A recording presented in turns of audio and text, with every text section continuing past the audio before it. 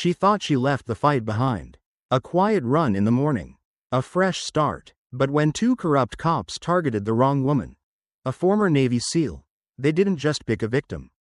They picked a war. Now, she's about to turn the system against itself, and expose a truth they never wanted the world to see. The early morning air was crisp, carrying the faint scent of sea salt drifting inland from the Pacific. Alicia Carter inhaled deeply as she tied her running shoes, taking in the quiet hum of her neighborhood. A row of modest houses lined both sides of the street, nothing extravagant, but well kept, the kind of place where people knew each other just enough to exchange nods but not enough to pry. It was a peaceful existence, one she had deliberately chosen after leaving the military. She had spent years in the Navy SEALs, moving through the most dangerous corners of the world, where every shadow could hide a threat, where survival meant never letting your guard down. Now, she wanted something simple, a life where she could wake up, go for a run, drink coffee on her porch without constantly calculating escape routes. But old habits were hard to break. She set off at a steady pace, her feet hitting the pavement in a rhythm that had always helped clear her mind. As she ran past the neatly trimmed lawns, she noticed the small details. A porch light still flickering from the night before. A neighbor's cat perched on a windowsill, watching her with disinterest. It was a picture of suburban normalcy. Yet something felt off. Alicia was trained to pick up on subtle shifts, and the feeling that had been creeping at the back of her mind for days was now impossible to ignore. 2 blocks down, a patrol car idled at a stop sign. The engine rumbled low, almost lazy, but the car wasn't moving. She kept her breathing steady, adjusting her stride as she approached. The officer inside was watching her. She recognized him. Officer Ethan Crowley. He had that look, one she had seen too many times before. The kind of stare that wasn't just observational but evaluating, searching for something. Alicia had dealt with men like him in the military, in law enforcement, in every institution where unchecked authority gave certain people the illusion of superiority. She didn't break her pace, didn't react. As she passed, she caught the faint flick of his head, as if he had just radioed someone. She turned at the next street, cutting through a quieter stretch of the neighborhood. But the unease lingered. She wasn't doing anything illegal, just jogging, just existing. And yet, the weight of his stare followed her all the way home. By the time she reached her driveway, the patrol car was gone. But the feeling remained. She walked up her porch steps, still catching her breath, and reached for the mailbox. A routine motion. But when she pulled the lid open, she froze. The contents of her trash bin were scattered across the driveway. Coffee grounds, shredded paper, an old grocery receipt, all tossed haphazardly as if someone had rummaged through them and left in a hurry. Alicia's muscles tensed. Someone had been here. She scanned the street. The houses were still, quiet. A few porches had lights on, but no one stood outside. If a neighbor had seen something, they weren't coming forward. She crouched near the pile, sifting through it carefully, searching for any clue about what they had been looking for. Nothing valuable had been taken. No sign of an animal digging through. This was deliberate. Her heartbeat slowed as the cold reality settled in. This wasn't random. This wasn't some teenager knocking over bins for fun. Someone had been looking for something, and they wanted her to know it. Alicia stood, dusting her hands off, and glanced at her door. She had installed security cameras when she moved in, not out of paranoia. Just precaution, or so she had told herself. She took a slow breath before stepping inside, locking the door behind her. Something told her that whatever this was, it was just getting started. Alicia drove through the quiet streets, her hands steady on the wheel despite the unease settling in her chest. The encounter with Crowley earlier still lingered in her mind. The way he had watched her like she didn't belong. She told herself she was overthinking it. Maybe it was just a random patrol. Maybe it was nothing. But the scattered trash in her driveway said otherwise. The sun was beginning to set, casting long shadows over the rows of houses. She had planned to pick up groceries and head straight home. But as she turned onto a less traveled street, a pair of headlights flared in her rearview mirror. A patrol car. Her fingers instinctively flexed over the wheel. She knew better than to assume coincidence. Then the red and blue lights flashed. Alicia inhaled slowly and pulled over to the curb. She kept her movements deliberate as she turned off the engine and placed both hands on the dashboard. She had been trained for situations like this, not in a classroom. But in real life, she knew the rules, and more importantly, she knew how easily they could be twisted. The car door creaked open behind her. 2 sets of footsteps approached. She caught their reflections in the side mirror, one broad and heavy set, the other leaner, moving with a cocky ease. She recognized them immediately. Daniel Rhodes and Ethan Crowley. Rhodes reached her first. He tapped the roof of her car once, then leaned just enough for his face to fill her peripheral vision. His presence was calculated, measured. He wasn't in a rush. License and registration. His voice was calm, but Alicia caught the undercurrent beneath it, something colder. Something that made it clear he wasn't asking. She kept her face neutral as she reached for her glove compartment. Moving slowly, deliberately, she handed him her ID, but her registration was still in her bag in the passenger seat.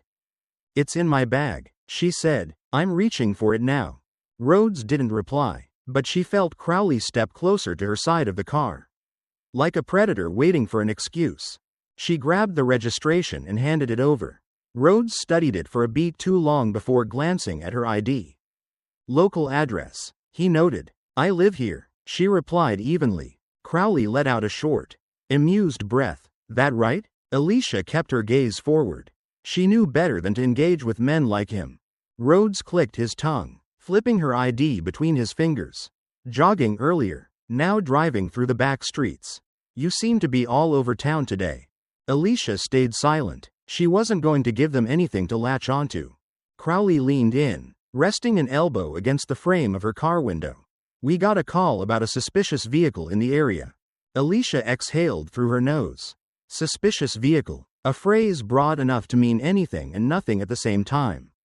"I wasn't aware driving home was suspicious," she said. Rhodes hummed, considering her words like they held more weight than they should. "Mind stepping out of the car?" Alicia's jaw tightened. There it was. She turned her head slightly, meeting his gaze for the first time. "Am I being detained?" A flicker of something passed through Rhodes' eyes. Annoyance. Amusement. He didn't like being challenged. "Not yet," he said. "Just a routine stop." Routine. Another word that meant nothing. Alicia debated her options. She could argue, could demand an actual reason. But that would escalate things. They wanted a reaction. That's how it worked. Instead, she unclipped her seatbelt and stepped out. The evening air was cooling, but the tension thickened between them. Crowley took a lazy step back, as if making room to enjoy whatever was coming next. Rhodes circled her car, scanning it like he expected to find something. Alicia kept her hands visible, her posture controlled. She wasn't going to give them an excuse. Footsteps sounded down the block. Someone was watching. A man, middle-aged, wearing a faded flannel, stood near his driveway, holding a watering hose that wasn't running. He wasn't looking directly at them, but he wasn't ignoring them either. Alicia's stomach twisted. She knew that look. He wanted to help. He wanted to say something. But he wouldn't, because people like him knew how this played out. Crowley followed her gaze and smirked. "See, this is the problem," he said, voice almost amused. "People come into neighborhoods where they don't belong. And then folks start feeling unsafe." Alicia didn't take the bait. Rhodes stepped back toward her, holding her ID up to the light like he was inspecting a counterfeit bill. Then, almost too casually, he leaned in just enough for his voice to be low. "Just for her. I know who you are," he murmured. Alicia didn't blink. Rhodes smiled, small and knowing. "You think you left everything behind when you got out?" he continued. His voice smooth, even. "You think you get to just live a quiet life now?" Alicia's pulse stayed steady, but inside, something coiled tight. Rhodes watched her, waiting. Then, with a flick of his wrist, he handed her ID back. "You're free to go," he said. The words were harmless on the surface, but she heard everything underneath them. This wasn't over. Crowley gave her one last smirk before turning away. And just like that, they were gone. Alicia stood still for a long moment, gripping her ID so tightly the edges dug into her palm. The man down the street had already turned away, his watering hose forgotten. She exhaled slowly, forcing her muscles to unclench. This was not a coincidence. They knew who she was. And that meant one thing. They weren't just watching her. They were coming for her. Alicia drove with a steady grip on the wheel. But her mind was anything but calm. The encounter with Rhodes and Crowley wasn't just another bad traffic stop. It was a message. They weren't just harassing her. They were watching. She had seen this before, in war zones. In intelligence operations. The first move was always subtle. A presence felt but never confirmed. A reminder that someone had eyes on you. And if you didn't get the message, they pushed harder. It started the very next morning. Alicia was pulling out of her driveway when she spotted a patrol car parked 2 houses down. Not moving, just sitting there. She didn't recognize the officer inside. But that didn't matter. They wanted her to see them. She ignored it, acted like it didn't bother her. But then it happened again. At the grocery store, a patrol car idled near the entrance. At the coffee shop, she caught sight of one parked across the street. When she went for a run, a cruiser passed her, twice. Then came the traffic stops. The first one was almost laughable. Crowley pulled her over a block from her house, claiming she had rolled through a stop sign. Alicia knew she hadn't, but arguing would do nothing. She kept her face blank as she accepted the ticket, even as Crowley smirked and took his time writing it up. The second stop was Rhodes. This time, it was for a broken taillight. A taillight Alicia knew had been working perfectly fine the night before. She stepped out of the car, folded her arms, and waited as he circled her vehicle, flashlight in hand, inspecting it like he expected to find drugs tucked in the wheel well. When he finally spoke, his tone was calm, too calm. "You really should get that fixed." Alicia glanced at the taillight. It was shattered. Someone had done it overnight. She inhaled slowly, pressing down the anger threatening to rise. Rhodes smiled slightly, handing her another ticket. "Be careful out there," he said before walking away. That was it. Not an arrest, not a direct threat, just a series of annoyances. Each one designed to grind her down, to make her feel like she had no control. It was psychological warfare. Death by 1,000 cuts. She needed a plan. That's when she called James Mitchell. They met at a small diner just outside of town. The kind of place where truckers stopped for coffee and no one paid much attention to who was sitting in the corner booth. James leaned back in his seat, arms crossed, his expression unreadable as she finished recounting the past few days. He was a defense attorney. The kind who had spent years fighting cases just like this. Minority clients targeted by law enforcement. Harassment that never quite broke the law but pushed every boundary. "You're not overreacting," he said finally, stirring sugar into his coffee. "This is how it starts." Alicia took a sip of her own coffee, letting his words settle. "They haven't done anything outright illegal," she said. "Not yet." James gave her a look. "They don't have to. The goal isn't to arrest you, it's to make you nervous. To make you feel trapped. They want you to mess up. The second you do, they'll have you." Alicia exhaled through her nose, staring out the window at the nearly empty parking lot. "So what do I do?" James took a slow sip of his coffee before setting the cup down. "First, you document everything. Dates, times, badge numbers. Record any interaction you have with them. They'll push, but if you don't give them an inch, they'll have to work harder." He leaned in slightly, his voice quieter now. "And get security cameras if you don't already have them. If they're messing with your car, they're probably messing with other things too." Alicia nodded. It made sense, but something in James's expression told her there was more. She tilted her head. "You've seen this before, haven't you?" James didn't answer right away. He glanced at the waitress passing by, waiting until she was out of earshot before speaking. "There was a guy a few years ago," he said, "worked for a community outreach program. Started looking into misconduct reports in the department. The next thing he knew, he was getting pulled over every other day. Fines stacked up. His landlord got a call about suspicious activity in his apartment. He lost his job within 6 months." Alicia frowned. "And?" James exhaled. "And he left town, moved his family across the country. That's how they win." A beat of silence passed between them. James leaned back again, shaking his head. "Look, I know you, Alicia. You're not the type to back down. But don't underestimate them. They know how to play this game." Alicia didn't respond right away. She had been in battles before. Real ones. Where the rules were simple. Identify the enemy. Neutralize the threat. But this was different. James studied her for a moment before pulling out a card from his pocket. This is a guy who installs high-end surveillance systems.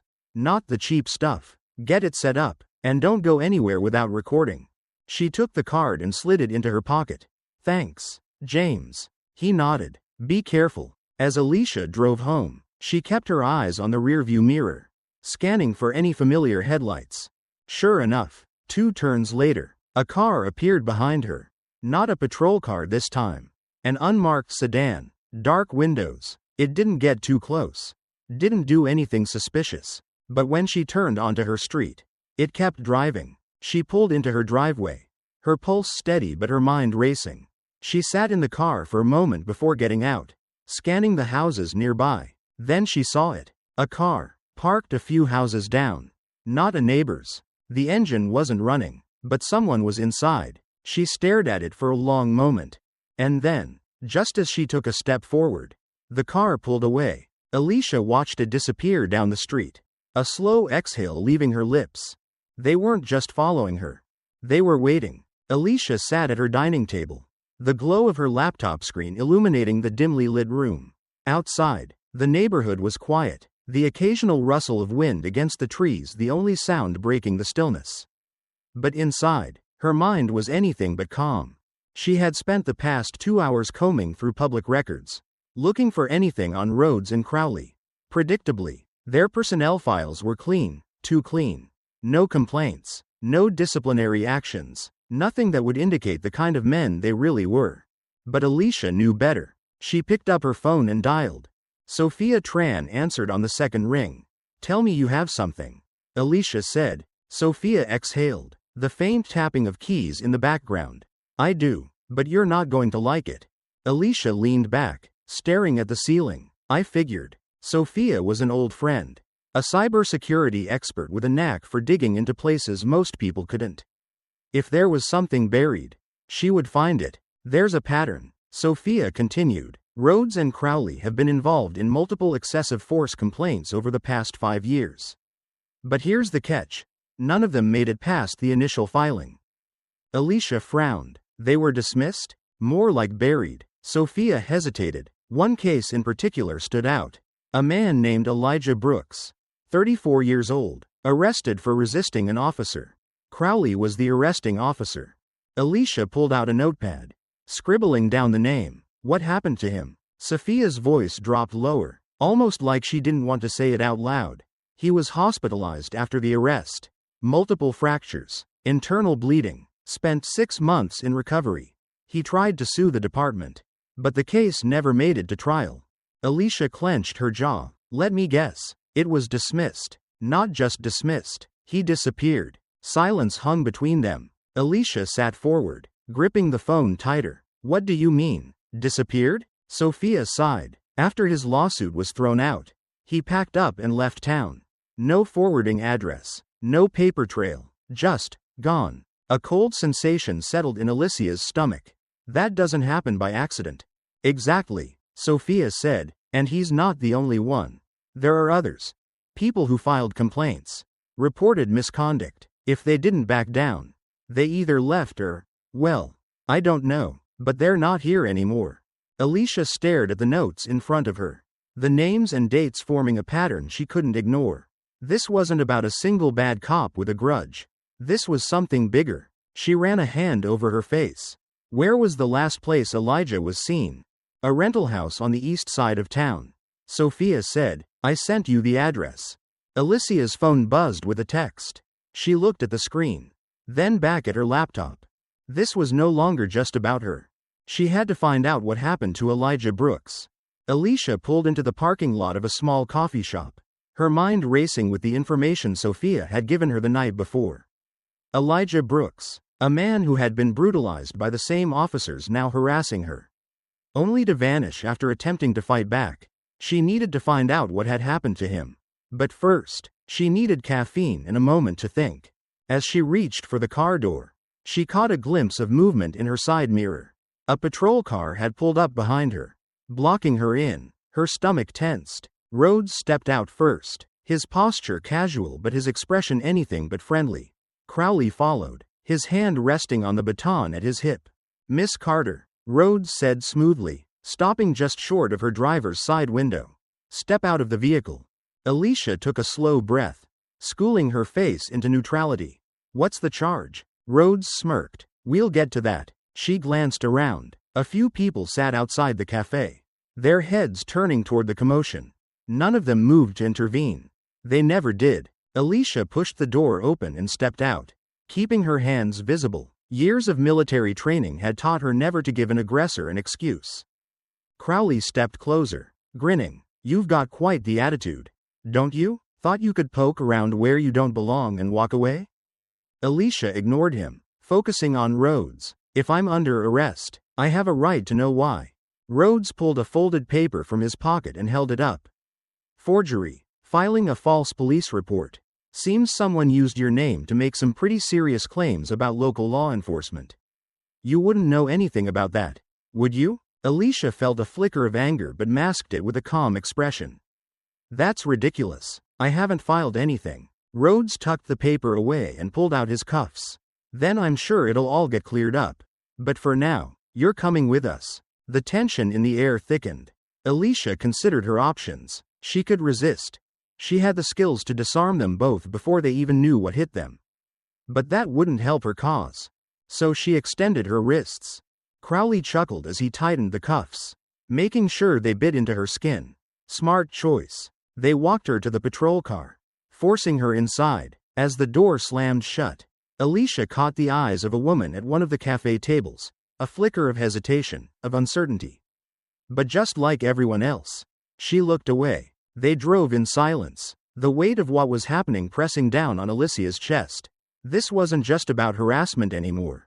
They were setting her up. At the station, she was led through booking, her belongings confiscated, her prints taken. When she demanded her phone call, she was met with a smirk from the desk officer. "Phones are down," he said lazily. "Must be some kind of system glitch." Alicia was thrown into a holding cell, the metal bars clanging shut behind her. The air was stale, heavy with the scent of sweat and disinfectant. A man sat on the opposite bench, his head tilted forward, his face obscured by his hoodie. He hadn't moved since she'd been brought in. "You new here?" he finally muttered. Alicia glanced at him. "Something like that." The man let out a humorless laugh. "Yeah, that's how it starts." She frowned. "What do you mean?" He turned his face toward her, and for the first time, she saw the faded bruises along his jaw, the small scar above his eyebrow. "They break you down," he said, "keep you here long enough. You start thinking maybe fighting back isn't worth it." Alicia studied him. "You went up against them before?" The man exhaled slowly. "Not the first. Won't be the last." Before Alicia could respond, the cell door clanged open. "Time's up, Carter," a voice drawled. She looked up to see James Mitchell standing behind a uniformed officer. His expression was unreadable, but the tension in his jaw was clear. As she stood, he leaned in. "They're pushing hard, Alicia," he murmured. "This is bigger than just those two. If you keep going." Alicia met his gaze. "I don't have a choice." James hesitated, glancing toward the officers watching them. Then he exhaled. "Then we do this carefully." Alicia stepped forward, letting them lead her out, but not before casting one last look at the man still sitting on the bench. She wasn't going to break. She wasn't going to disappear. Alicia sat in her apartment, the glow from her laptop screen the only source of light in the room. The weight of her arrest still clung to her like a damp fog. But she had no time for self-pity. If anything, it had only solidified her resolve. She had been in the military long enough to recognize a coordinated attack. This wasn't just about her. This was part of something bigger. Her phone buzzed. Sophia Tran's name flashed across the screen. "Tell me you have something." Alicia answered, rubbing her temple. Sophia's voice was sharp, urgent, more than something. "I found a connection between Rhodes and a real estate developer named Victor Langley." Alicia frowned, tapping her fingers against the desk. "Langley? Why does that name sound familiar?" "Because he owns half the damn properties in this town," Sophia said, "and I'm not talking about the nice suburban homes. I'm talking about the rundown apartment complexes. The condemned buildings. The places that just so happen to get raided by the cops right before they're due for demolition. Alicia's stomach twisted. You're telling me they're working together? That Rhodes is running people out of their homes for a land grab? Exactly, Sophia confirmed. Langley's company has been buying up dirt-cheap properties in predominantly Black and Latino neighborhoods, then magically getting city approval to redevelop them. And guess who's always involved when residents refuse to leave? Our friend, Officer Rhodes. Alicia leaned back in her chair, staring at the ceiling. This wasn't just corruption. This was systemic. There's more, Sophia continued. I pulled court records. Every time someone tried to fight back, file complaints, lawsuits, whatever, the cases got dismissed. And guess who the presiding judge was? Alicia closed her eyes. Let me guess. Judge Alan Cartwright. Bingo, Sophia said. And here's the kicker. Cartwright recently bought a second home in Napa Valley. Paid in full, no mortgage. Alicia let out a slow breath, forcing herself to stay calm. So we're looking at a web of corruption, a dirty cop, a developer hungry for land, and a judge who makes sure no one stands in their way. And Crowley is Rhodes' muscle. Sophia added, he's not the brains, just the enforcer. It all made sense now. Rhodes wasn't just another bad cop with a power trip, he was playing a long game. And Alicia had walked straight into it. We need proof, Alicia said, more than financial records. We need something undeniable. Sophia hesitated. That's where it gets tricky. These guys cover their tracks well. But if we could get someone on the inside to talk. Alicia's mind drifted back to the man in the holding cell. The one who had warned her about how they break people down. How many others were sitting in silence, afraid to speak out? A knock on her door snapped her out of her thoughts. She stiffened, glancing at the clock. It was nearly midnight. She reached for the small pistol she kept in her nightstand before moving toward the door. She peeked through the peephole and exhaled when she saw James Mitchell standing outside. Looking around nervously, she opened the door just enough to let him in. You look like hell, James muttered, stepping inside. Thanks, Alicia said flatly, locking the door behind him. James ran a hand through his hair, clearly on edge. You need to back off. Alicia folded her arms. Not happening. You don't get it, James said, lowering his voice. I went to the courthouse today. The judge called me into his office. He didn't say it outright, but he made it clear, if I keep representing you, my firm is going to lose some very important clients.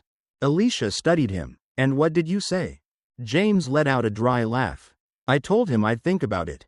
Alicia's chest tightened, but she nodded. She couldn't blame him for being cautious. I don't want to abandon you, James said, his voice quieter, but you're poking a bear that has a lot more power than you realize. Alicia leaned against the counter. I know exactly what I'm dealing with. James hesitated. Then you know they won't stop with harassment. You're a problem, and problems get removed. Alicia's gaze darkened. Let them try. James sighed, shaking his head. I need to figure out my next move. Just be careful. As he left, Alicia locked the door behind him and turned back to her laptop. The screen still showed the financial records Sophia had sent her. She was in deep now. And she wasn't going to stop. Alicia sat in her car, the engine off, her fingers tapping lightly against the steering wheel. Across the street, Ethan Crowley leaned against his patrol car, his eyes darting around as if he expected trouble. His posture was stiff, his jaw clenched. Alicia had seen that kind of tension before, in soldiers deep in debt. In men who knew they were running out of time. She had been tracking him for 2 days now, watching his routine, noting the places he lingered. Crowley wasn't careful. He assumed no one was watching him the way he watched others. That arrogance made him sloppy. Tonight, she was going to use it against him. Her gaze shifted to the dimly lit parking lot behind the bar where he stood. A black SUV idled in the shadows, its headlights off. A man stepped out, a thick-built figure in a leather jacket. Even from a distance, Alicia could see the way Crowley's shoulders tensed when the man approached.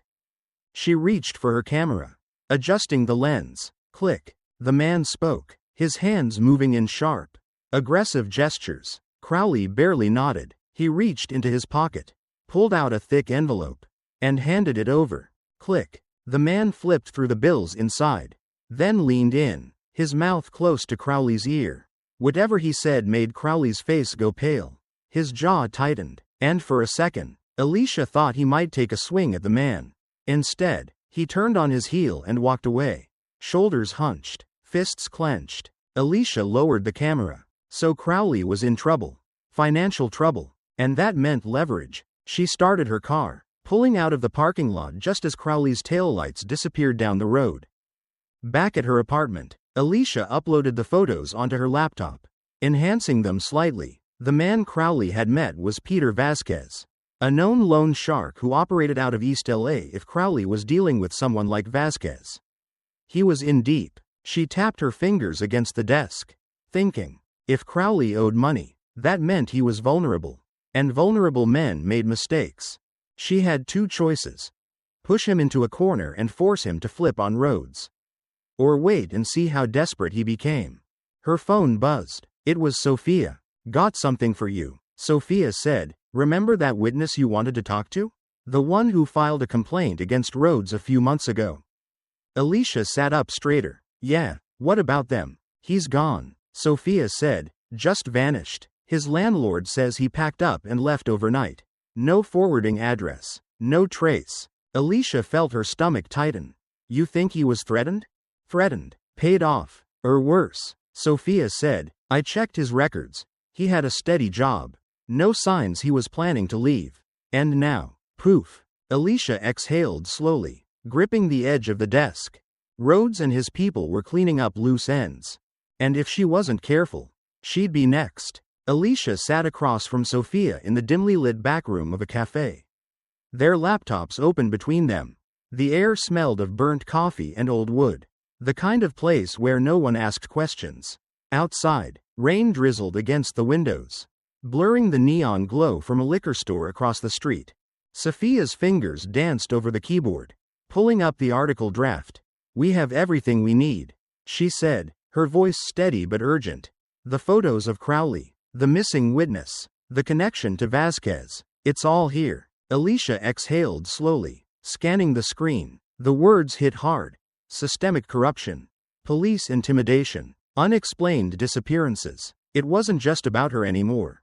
She nodded. Send it. Sophia hesitated. Once this goes live, they'll know we're coming for them. Alicia met her gaze. Good. Sophia pressed the button. 2 hours later, the article exploded across social media. It started small. A few retweets. A handful of shares. Then it caught fire. Local activists picked it up, followed by independent journalists. By morning, the headline was everywhere. Dark secrets in the LAPD, a corrupt unit exposed. Alicia scrolled through the comments, her heart pounding. People were furious. Some shared their own stories of harassment. Others demanded an investigation. Then her phone buzzed. A text from an unknown number. You should have stayed quiet. She stared at the message, her jaw tightening. Across town, Daniel Rhodes sat in his car, gripping the steering wheel so tightly his knuckles turned white. The article glowed from his phone screen. His name wasn't in it yet, but it would be soon. He dialed a number. The voice on the other end was cold, impatient. This is getting out of hand, Rhodes muttered. The voice responded calmly. Then handle it. Rhodes clenched his jaw. We have a leak. Someone's feeding her information. A pause. Then, find them, and make sure she doesn't get another word out. The call ended. Rhodes took a deep breath, his mind already calculating his next move. If Alicia Carter wanted a war, she was about to get one. Alicia sat in the cramped office of James Mitchell, the air thick with the smell of old books and stale coffee. The blinds were half drawn, casting thin shadows across the papers stacked on his desk. James was pacing, his tie loosened, the sleeves of his dress shirt rolled up past his elbows. This is the only way, Alicia said, watching him. James exhaled through his nose, shaking his head. Filing a lawsuit against the LAPD is not like filing a noise complaint. Alicia, you're talking about a full-blown legal war.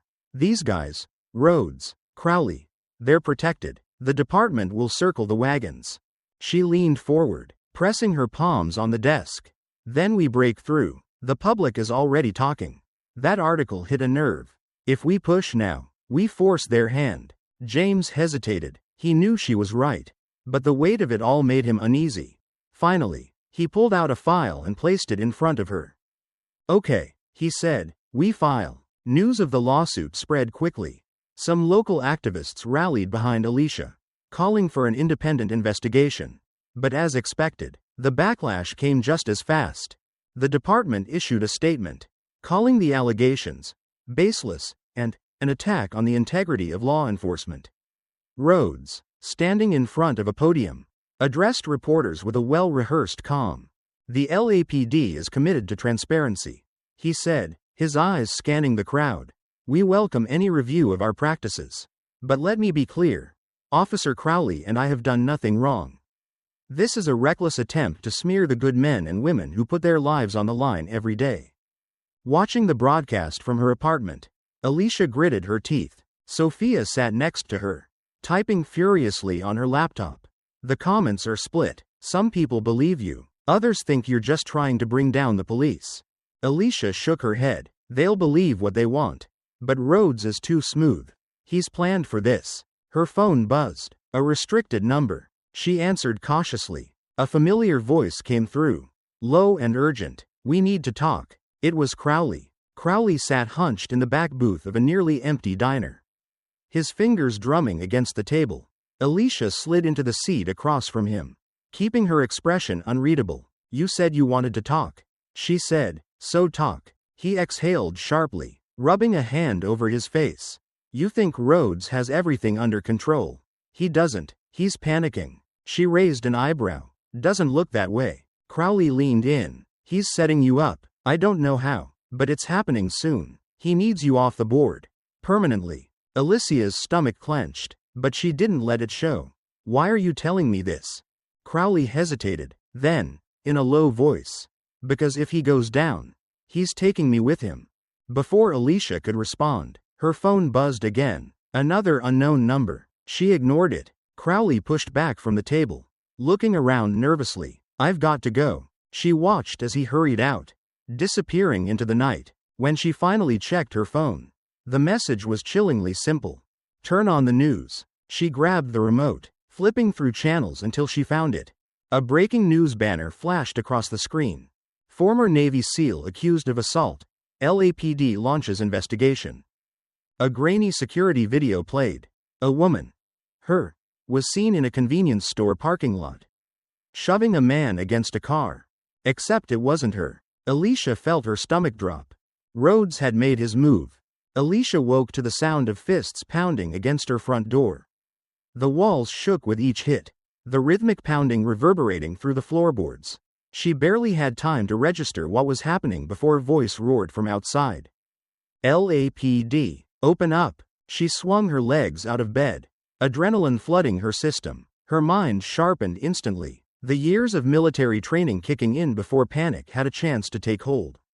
She grabbed her phone from the nightstand and checked the security cameras she had installed just days before.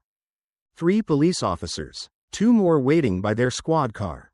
Rhodes wasn't there, but Crowley was. She could hear them now, barking orders at her neighbors, telling them to stay inside. Alicia's fingers tightened around her phone. They were making a scene. This wasn't about arresting her quietly. This was about spectacle. They wanted to make an example out of her. Another slam against the door. This time, the frame cracked. Alicia exhaled, forcing herself to stay calm.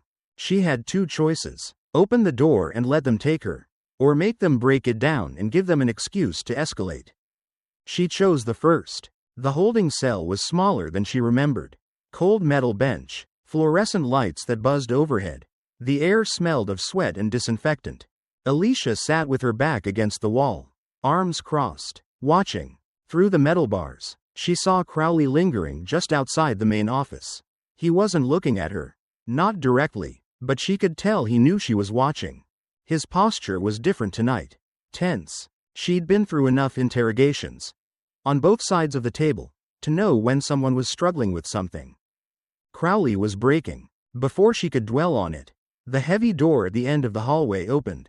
The officer who entered wasn't Rhodes. He was older, with graying hair and a no-nonsense stare. His badge read Captain Richard Evans. Evans stepped in front of the bars, looking her over like he was evaluating a suspect in a lineup. "You really should have stayed quiet," he said. Alicia gave him nothing, just silence. Evans sighed, shaking his head. "Look, Carter, I don't know what you think you're doing, but whatever game you're playing, it's over." He tossed a manila folder onto the bench beside her. Alicia didn't pick it up. Evans nodded toward it. "That's everything we found in your apartment. Unregistered firearm, falsified documents. If I wanted to, I could have you charged with intent to commit a felony by morning." She smiled, slow and deliberate. "That's funny, considering none of those things were in my apartment when I went to sleep last night." Evans' expression didn't change. She leaned forward, locking eyes with him. "You know this is a setup." He didn't blink. "I know you're making my department look bad." Alicia tilted her head, studying him. "And that's what really matters, right?" Evans exhaled through his nose, stepping back. "Rhodes was right about you.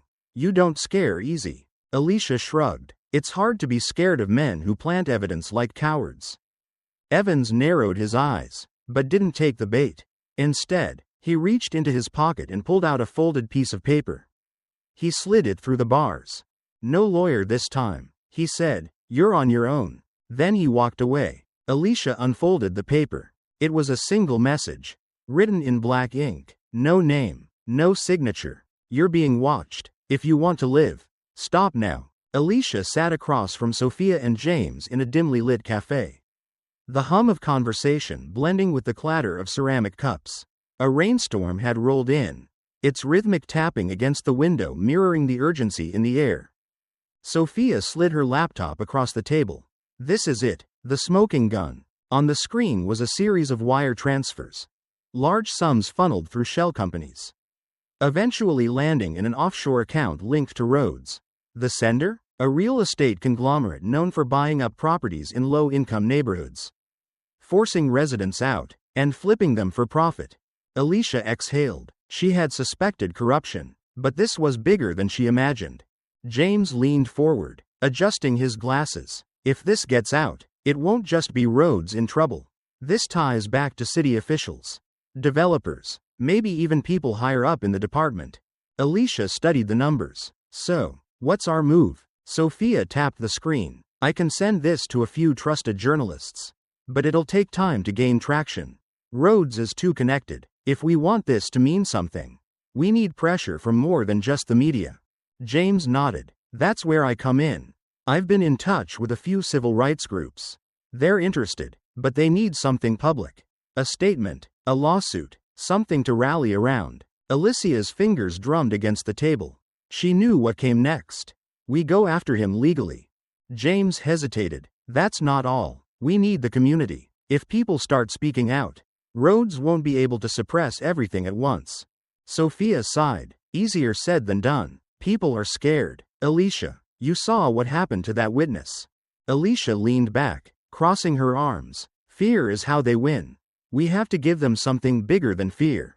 Across town, Rhodes sat in his car outside an upscale steakhouse, gripping his phone so hard his knuckles turned white.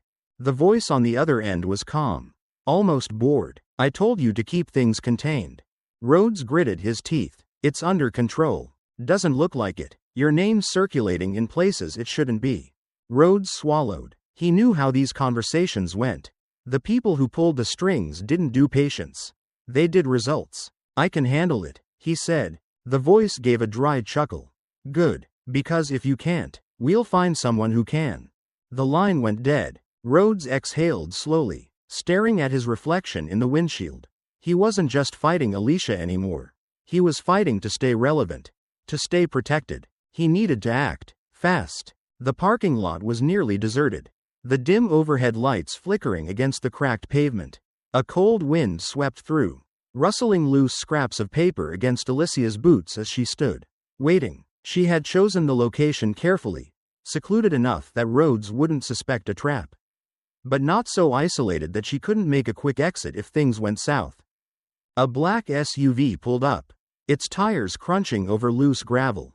The driver's side door opened, and Rhodes stepped out. adjusting the cuff of his jacket like he had just walked out of a corporate meeting rather than a clandestine meeting with someone determined to bring him down. "You've been making a lot of noise," he said, voice low, almost amused. "Thought you were smarter than that." Alicia didn't flinch. "I thought you were better at covering your tracks." "Guess we both miscalculated." Rhodes chuckled, taking a step closer, his hand resting near his hip, close to his gun. "You're playing a dangerous game, Carter. Dig too deep, and you might not like what you find." She met his gaze, unshaken. "I already found it. The bribes, the evictions, the backroom deals. You and your friends thought no one would notice.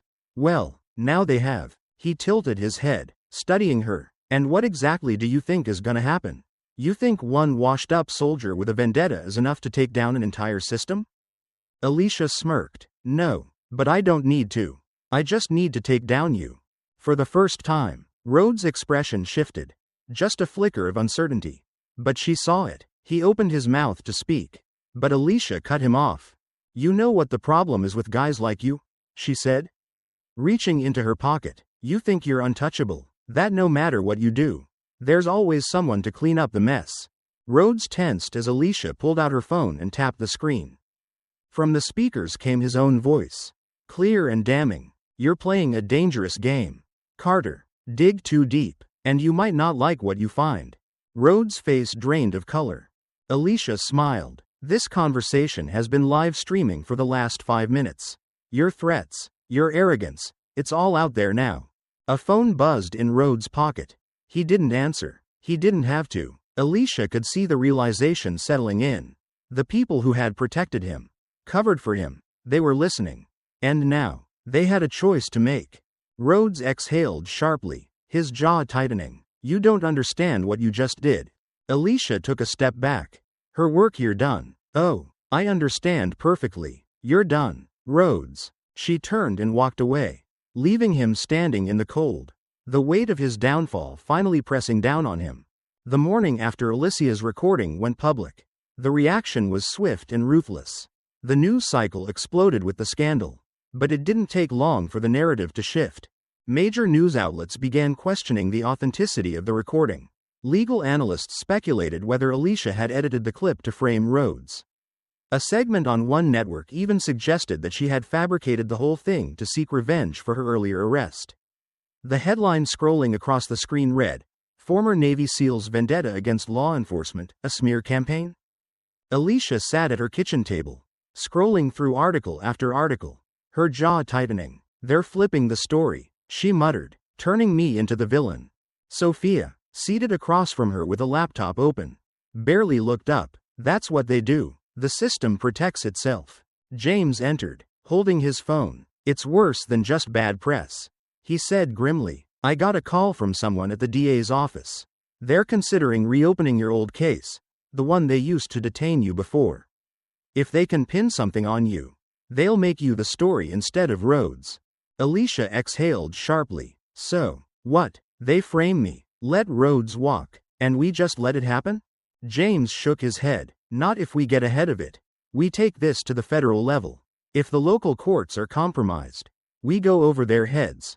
Sophia frowned. "That's a dangerous move. The bigger the stage, the bigger the players. If Rhodes is just one piece of this, we might be exposing something even deeper." Alicia leaned back, considering their next step when her phone buzzed. A restricted number. She hesitated before answering. "You need to listen," a familiar voice said quickly. It was Crowley. Alicia's grip on the phone tightened. "Why the hell would I listen to you?" "Because you don't have much time," he said. "Rhodes is done, but that doesn't mean you won. The people above him are already cleaning house. And if you don't disappear, you're next." Alicia glanced at James and Sophia, who were watching her closely. "Why should I trust you?" "You shouldn't, but I know what's coming. And I'd rather not go down with the ship." Crowley's voice was lower now. "Urgent. Meet me tonight. I'll give you something that'll blow this whole thing wide open." Alicia didn't answer right away. She knew it could be a trap. But if Crowley had real information, something even bigger than Rhodes, she couldn't ignore it. "Where?" she finally asked. There was a pause. Then Crowley gave her a location and hung up. Alicia placed the phone on the table, exhaling slowly. This might be our only shot. James folded his arms. Or it could be the last mistake we make. Alicia met his gaze. Either way, we'll find out tonight. The police station was a circus. Reporters crowded outside, cameras flashing, microphones thrust forward as officers pushed through the mob. Inside, Daniel Rhodes sat at a metal table, his hands cuffed in front of him. His face was calm, but his eyes burned with restrained fury. Across from him, Alicia stood with James and Sophia. The weight of everything, the threats, the betrayals, the near destruction of her life, pressed against her chest. But she refused to show it. A detective entered the room, dropping a file onto the table. Daniel Rhodes, you are under arrest for conspiracy, obstruction of justice, bribery, and multiple counts of falsifying police reports. Rhodes exhaled sharply through his nose. You think this means anything? His voice was low, calculated. I was never the one pulling the strings. Alicia folded her arms. No, but you were more than happy to carry out orders. The detective pulled Rhodes to his feet. As they led him out of the room, he turned to Alicia. You have no idea what you've started. She held his stare. And you have no idea what you've ended. Outside the station, the crowd had swelled. Protesters held signs. Some chanted Rhodes' name in anger. Others celebrated his downfall. But the most striking thing was the silence from the city's leadership. No mayor, no police chief, just avoidance. James leaned in. They're waiting to see how much further this goes. They're not taking a side until they have to. Sophia, still scrolling through her phone, muttered, they'll have to soon. The evidence against Rhodes isn't just a scandal, it's a fire waiting to spread. Alicia scanned the crowd. People who had once been silent were now speaking out. For every person who defended Rhodes, there were 10 others who had finally found the courage to tell their own stories. The city was shifting. Then, a black sedan pulled up across the street. The tinted window rolled down just enough for Alicia to catch a glimpse of the man inside. A sharp suit, a composed expression, and the kind of presence that made Rhodes look like nothing more than a pawn. Sophia followed Alicia's gaze. Who is that? Alicia didn't answer. She already knew. Rhodes had fallen, but the empire that built him was still standing. Alicia sat in her small apartment, the dim glow of the television casting long shadows across the room. The news anchor's voice was smooth, practiced, completely devoid of the weight the words should have carried. Former police officer Daniel Rhodes has officially been charged with obstruction of justice and misconduct, facing a possible sentence of 5 years with the potential for parole. Meanwhile, his former partner, Ethan Crowley, has agreed to a plea deal in exchange for testimony. She let out a slow breath, fingers tightening around the armrest of her chair. 5 years, maybe less, with the right legal maneuvering. Crowley, the man who had pinned her to the ground and sneered at her, wouldn't even see the inside of a prison cell. James sat across from her, a glass of whiskey untouched in his hand. This was never going to be clean, he said finally. You know that. Alicia nodded, but the acceptance didn't make it any easier. They'll spin this as accountability, she murmured, watching as the screen cut to an interview with a city official. Make it seem like the system worked. James sighed. Some people will believe that. Sophia, sitting on the floor, laptop open, scoffed. Most people will believe that. She turned the screen toward them. A live feed of social media commentary flickered in front of their eyes. The city was split. Some praised the justice system for acting swiftly. Others called it a slap on the wrist. Then there were those who painted Rhodes as a scapegoat, claiming he was just doing his job and had been unfairly targeted. Alicia leaned forward. And the people who really run things? The ones who backed Rhodes? Sophia's expression darkened. Not even a scratch. Outside, the city was moving on. People still walked their dogs, went to work, picked up their kids from school. A month from now, the headlines would be about something else. James finished his drink. I could push this to the federal level, he said, almost to himself. Make sure this case doesn't just fade. Alicia studied him. You really think that changes anything? He hesitated. Before he could answer, Sophia's laptop pinged with a notification. She clicked it open, then froze. You need to see this. Alicia stood and moved behind her. On the screen was a grainy video. Nighttime. A shaky phone camera capturing flashing red and blue lights. A figure. A black man. On his knees with his hands raised. A uniformed officer approaching. Then, a gunshot. The person recording gasped. The video cut out. Sophia turned to Alicia. This was taken last night. James exhaled slowly. Alicia stared at the screen. Jaw tightening. Nothing had changed. The sun had begun its descent over the city, casting long shadows across the buildings. Alicia stood at the bus stop. Duffel bag slung over her shoulder. A part of her had expected to feel relief. To feel lighter now that Rhodes was gone. Now that Crowley had turned on him. Now that the system, however flawed, had at least acknowledged their crimes. But she didn't feel lighter. If anything, the weight on her chest was heavier than ever. Her phone buzzed in her pocket. She hesitated before pulling it out. A message. No name. No number. Just a string of words. You think this is over? Alicia felt a slow burn crawl up her spine. She glanced around, scanning the street, the passing cars, the strangers walking by. No one looked suspicious. But that didn't mean anything. Sophia's voice echoed in her mind from the night before. They don't need Rhodes to keep things the way they are. He was just a piece on the board.